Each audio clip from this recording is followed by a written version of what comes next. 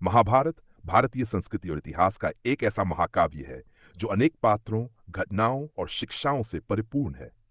इस महाकाव्य में एक ऐसा पात्र है जिसकी कहानी रहस्यमय और अद्वितीय है। अश्वत्थामा को महाभारत के सबसे विवादास्पद और शक्तिशाली योद्धाओं में से एक माना जाता है। ये कहानी हमें धर्म, अधर्म और अमरत्व के विभिन्न पहलुओं पर विचार करने के लिए प्रेरित करती है। आइए अश्वत्थामा की पूरी कथा को विस्तार से समझते हैं। अश्वत्थामा का जन्म और परिचय। अश्वत्थामा महाभारत के प्रमुख पात्रों में से एक, महान ब्राह्मण योद्धा द्रोणाचार्य और उनकी पत्नी कृपि के पुत्र थे। उनका जन्म भगवान शिव के वरदान से हुआ था। पौराणिक कथाओं के अनुसार अश्वत्थामा के जन्म के समय वह घोड़े की तरह चिल्लाए, जिसके कारण उनका नाम अश्वत्थामा पड़ा। कहा जाता है कि उनके मस्तक पर एक मुनि जड़ी हुई थी जो उन्हें अद्भुत शक्ति और जान प्रदान करती थी। अश्वत्थामा का पालन पोषण। अश्वत्थामा का बचपन कठिनाइयों से भरा हुआ था। द्रोणाचार्य एक साधारण ब्राह्मण थे और वे गरीबी में जीवन व्यतीत कर रहे थे। उनके पास अपने पुत्र को दूध तक देने का साधन नहीं था। कहा जाता है कि एक बार अश्वत्थामा ने अपने मित्रों को दूध पीते हुए देखा और अपनी मां से दूध की मांग की। गरीबी के कारण कृपि ने उसे आटे को पानी में घोलकर दूध जैसा पेय पिलाया। इस घटना ने द्रोणाचार्य को गहराई से प्रभावित किया और उन्होंने अपने पुत्र की बेहतर परवरिश के लिए हस्तिनापुर जाकर शिक्षा देने का निर्णय लिया। गुरुकुल और शिक्षा। द्रोणाचार्य को हस्तिनापुर के राजकुमारों कौरवों और पांडवों के गुरु के रूप में नियुक्त किया गया। उन्होंने अपने पुत्र अश्वत्थामा को भी अन्य राजकुमारों के साथ युद्ध और शास्त्र विद्या में प्रशिक्षित किया। अश्वत्थामा ने धनुर्विद्या, गदा युद्ध और ब्रह्मास्त्र का ज्ञान प्राप्त किया। वे अपने पिता की तरह ही महान योद्धा और विद्वान बने। महाभारत युद्ध में अश्वत्थामा की भूमिका। महाभारत युद्ध में अश्वत्थामा कौरवों की ओर से लड़े। वह अपनी वीरता और युद्ध कौशल के लिए प्रसिद्ध थे। जब भीम ने द्रोणाचार्य को अपमानित किया तो अश्वत्थामा ने क्रोधित होकर भीम को चुनौती दी। लेकिन युद्ध के दौरान द्रोणाचार्य की मृत्यु ने अश्वत्थामा को गहरे शोक में डाल दिया। द्रोणाचार्य की मृत्यु और अश्वत्थामा का प्रतिशोध।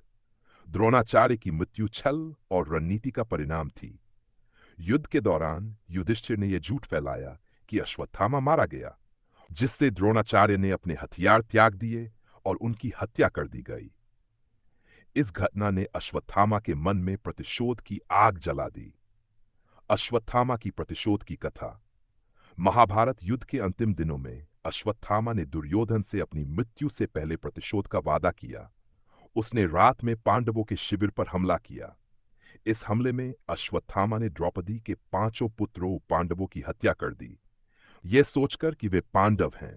जब उसे अपनी गलती का एहसास हुआ तब तक बहुत देर हो चुकी थी। अश्वत्थामा का ब्रह्मास्त्र का प्रयोग। प्रतिशोध की भावना से प्रेरित होकर अश्वत्थामा ने ब्रह्मास्त्र का प्रयोग किया।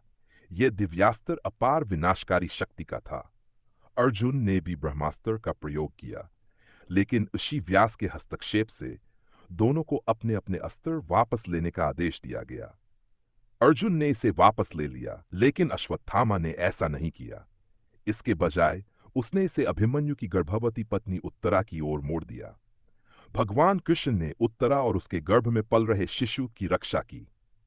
इस कृत्य के कारण कृष्ण ने अश्वत्थामा को श्राप दिया कि वह अमर रहेगा और पृथ्वी पर अकेला भटकता रहेगा, अपनी गलतियों के लिए हमेशा पश्चाताप करता रहेगा। अश्वत्थामा का श्राप और अमृत। कृष्ण के श्राप के अनुसार अश्वत्थामा को चिरकाल तक भटकने के लिए अभिशप्त किया गया। उनकी मणि छीन ली गई, जिससे वे अपनी शक्तियां खो बैठे। ऐसा माना जाता है कि अश्वत्थामा आज भी जीवित है और अपने अपराधों का प्रायश्चित कर रहे हैं। अश्वत्थामा से जुड़ी कहानियां और किंवदंतियां। अश्वत्थामा के अमरत्व को लेकर अनेक कहानियां प्रचलित हैं। भारत के विभिन्न हिस्सों में यह विश्वास किया जाता है कि अश्वत्थामा आज भी जंगलों और एकांत स्थानों में रहते हैं। कुछ लोग दावा करते हैं कि उन्होंने अश्वत्थामा को देखा है, जबकि अन्य इसे केवल मिथक मानते हैं। अश्वत्थामा का व्यक्तित्व और शिक्षा।